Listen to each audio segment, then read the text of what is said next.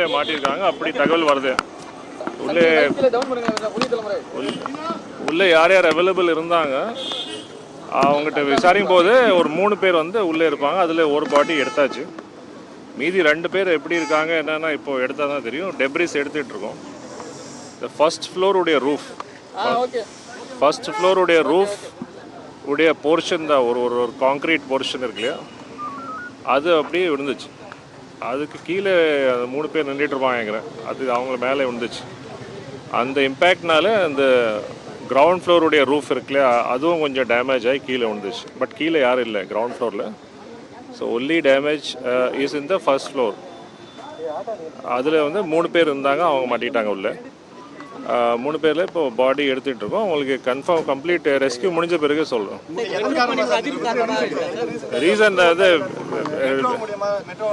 இல்லை, ரீசன் நான் சொல்ல முடியாது. We will check up with expert. Okay,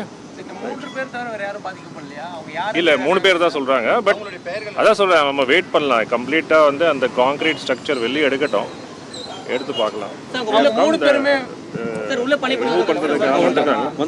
They're able to break the concrete.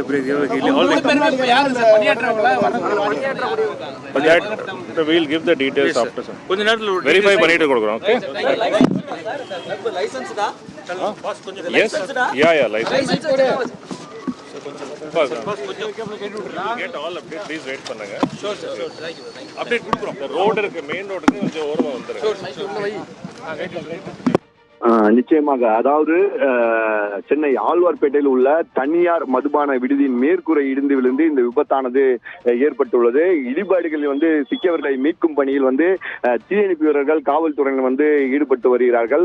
குறிப்பாக இந்த ஆழ்வார்பேட்டையை பொறுத்தவரைக்கும் வந்து மெட்ரோ பணியானது தற்போது நடைபெற்று வருகிறது, முழு வீச்சில் வந்து நடைபெற்று வருகிறது. இந்நிலையில் மெட்ரோ பணியின் அதிர்வின் காரணமாக இந்த மேற்கூரை விழுந்திருக்கலாம் என்று ஒரு தகவலானது தற்போது வெளியாகி உள்ளது.